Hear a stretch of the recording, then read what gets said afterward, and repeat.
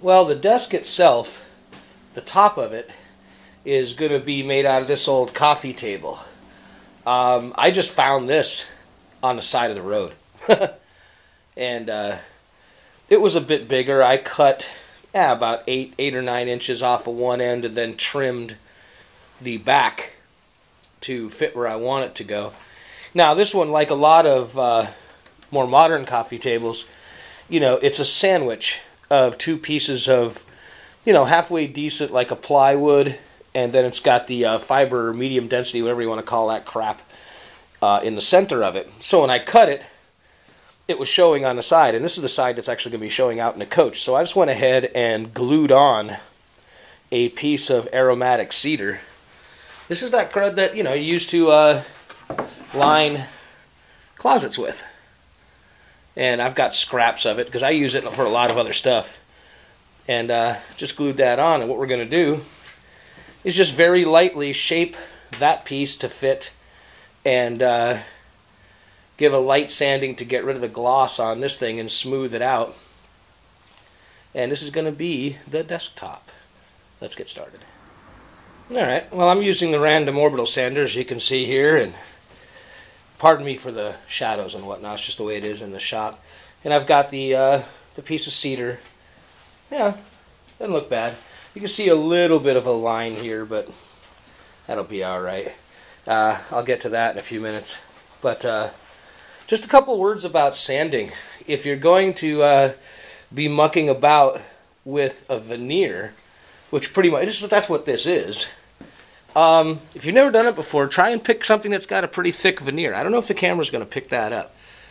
But that is a solid 1/8 of an inch thick veneer. You can see the fiberboard here, and then the piece that, the solid piece that was milled to give it that edge. And yeah, just take your time, you know. Probably the biggest thing people do wrong with one of these sanders is to tip it, you know, in some direction trying to get at a certain spot. Don't do that. You know, you're just going to make a dip in the wood. And when you're refinishing something like this that's got some scars, you know, that's a pretty good little scar right there. And there's a big one over here. Again, I don't know if the camera's picking it up, but that's a pretty deep little divot right there. In order to get rid of something that's, you know, thick, you're going to have a sander sized, and that's 4 inches right there, all the way around, kind of dip in the wood.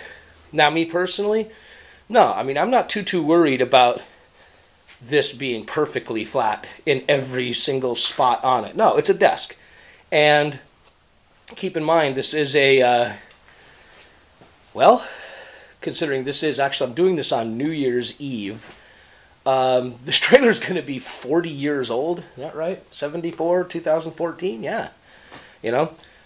So it's gonna kind of be expected that the furniture will have a little bit of a used look to it. So, just a couple things to throw in there. Let me get this done. Okay. Well, you can see we've got it, got the old finish pretty well knocked off. And just for the record, that was a random orbital sander with, I think that was 100 grit in there.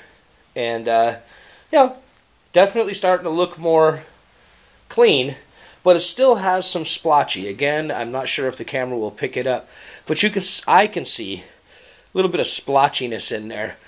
And with that 100 grit, it was just taking off too much to even take a chance. So now I'm going to switch over to the palm sander, and that's got 220 in it. And that will more than likely take me to where I want to go. So we'll see how smooth we can get it. Okay, on this corner, you know, I had to try and follow this this contour right here a little bit. A step, you got a step here, then a round, then a step, then a little bit less shallow round. And what I did was just basically followed it semi-close with the coping saw, and then just went in there and sanded it by hand, and then used a sanding block to catch, you know, these edges like that or down like that. And if you look real close, we'll talk about this part in a second.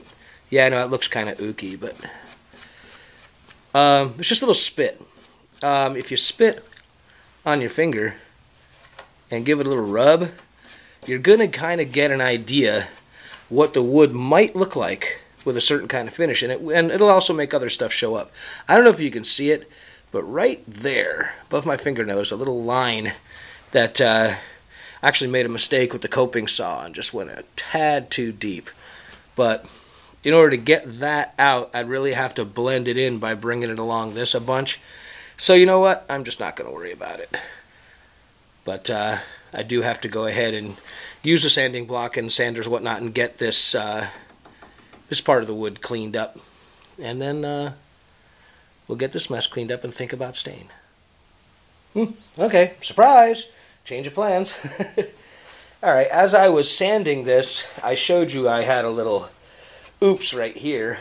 And as I was blending that oops back in through here, I just realized how green this wood actually looks. I don't know if that's showing up on the camera, but it has a decidedly, oh, I don't know, almost like a pressure treated greenish tinge to it. And it's I don't know if it's a poplar or what it is. I know some poplars come out that color, but it was just really difficult to hear my phone going off in the background. It was just real difficult to even that green out with the finish that was on there. So I just went ahead and knocked it all off and rounded it around. Again, for this project, it'll be fine. This is, you know, kind of a clear palette because I'm doing this all myself, and yeah, I get to choose. Alright, so here we are. The desktop is done, and I'm going to end the video here. I'm going to try and keep this video short. So I don't know if next is going to be cabinetry, or perhaps I'll do a video on the way I'm going to attach this. But this is just going to be working on the Airstream video. Here's the desktop. Alright, thanks a lot for coming along, y'all, and we'll see you next time around.